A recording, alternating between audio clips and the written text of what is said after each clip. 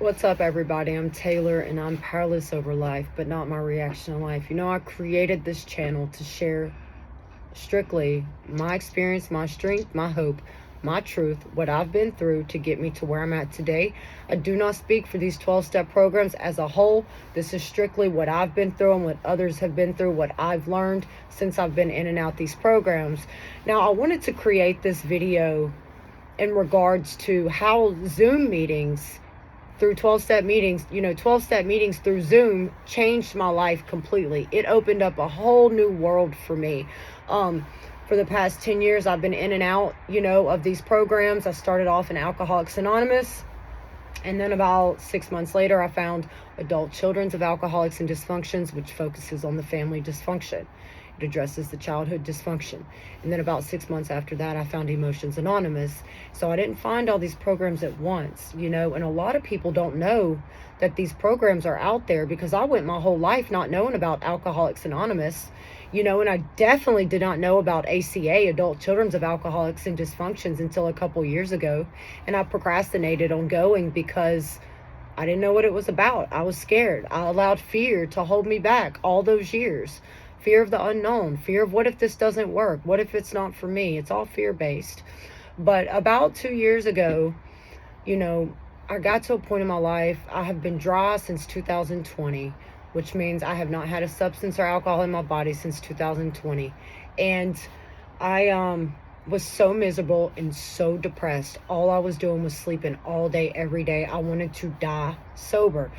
And so AA had been planted in my head enough where my brain was like, okay, let's give it a try, So I got back in 12-step programs, and I took all the suggestions of everything they said, even when my brain didn't want to do it, and I put my program first, and here I am today, free from my past. But, I would make excuses of like why I couldn't do a meeting when my husband was home or my kids were here, and all these things. But then I really started thinking about it, and if I was so willing to get my next fix, if I was so willing to throw my kids away and put my addiction first, then why can't I put my programs first? Why can't I put that same willingness in my 12-step programs as I did in my addiction and as I did in my pain? I had to turn my pain into motivation. I had to turn that pain into something good, beneficial, growth. I had to stop being angry at the world, and I had to stop being angry at myself, and I had to stop allowing my brain to control my reaction. See, this is the thing, and I will talk a lot about this, because this is what I think is the main component in recovery, is knowing that I am not my brain. I've had a serious, dysfunctional, abusive, chaotic past. And that is what my brain is addicted to. My brain was in survival mode. I had been out of survival mode in a safe place, with a very loving and healthy man for, I've been with him for 10 years. And in the first 7 years, I was still in survival mode. So, I didn't really get out of my survival mode until I came back to these programs 2 years ago and learned how. But about 2 years ago, I had an app. It's called Discord. And it's an Alcoholics Anonymous app, and they have like a 24-hour chat. I don't know how I found this. I don't know who told me about this, but I found it on the internet. And, before the meetings, I was going to the meetings and stuff like I am. I would just go to that chat, and I would just chat with other alcoholics or whatever. I'd be up all night chatting on that chat. I would find people to direct message, so I wouldn't have to be alone. I didn't want to be alone. I was tired of being alone. And that is where I met my sponsor. My first sponsor 2 years ago was through that app. And she was the one who told me about Zoom. And when I found out about Zoom, I had no idea. I had no idea about Zoom.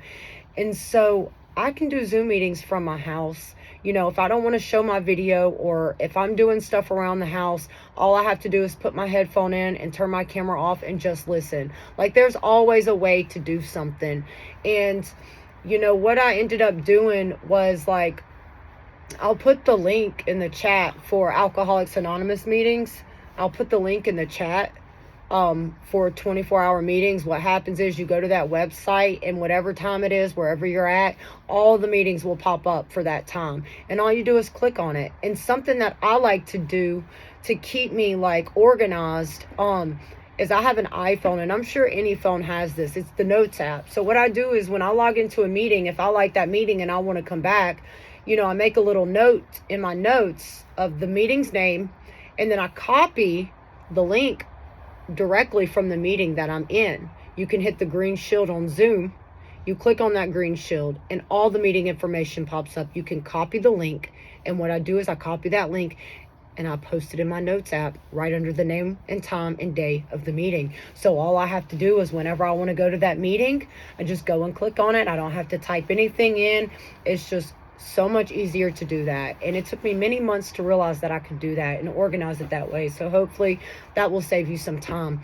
But, I've tried the past 2 years. I've tried to go to in-person meetings, and I get very dysregulated from the trauma, from the life I've lived. I do not like to be around people. I just don't, and sometimes people have told me in the past that I won't make it without in-person meetings, or I need that human connection in person, and I'll be honest, when I first started doing Zoom, I'm like, man, I don't feel connected. Like, there's no way I'll be able to feel connected.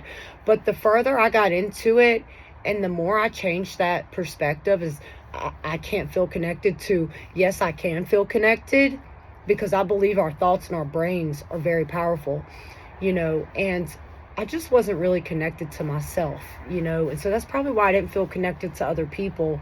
And something, when I really knew my recovery was kicking off, it's because I was changing the way I thought about myself. I was changing the way I talked to myself, that inner self-talk. I had that negative self-talk my entire life, that core belief, you're a piece of shit and you're not good enough, always floating through my head.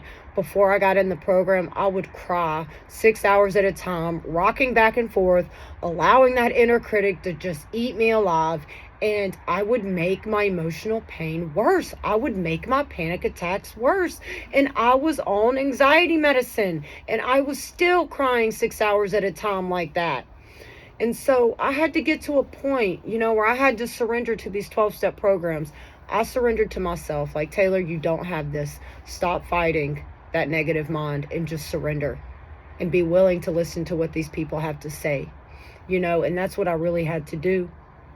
I had to stop doing things my way.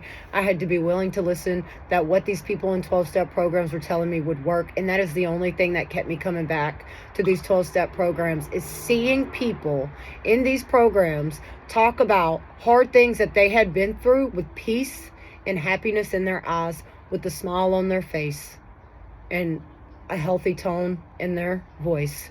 That is what kept me coming back. So I did everything that I've done through Zoom. And Zoom has got me to where I'm at today. And it is also great to go to in-person meetings if that's what you're comfortable with. But I am proof, and there are so many other people that are proof too, that we can do this through Zoom. We can. And so I'll list the resources in the chat, whatever.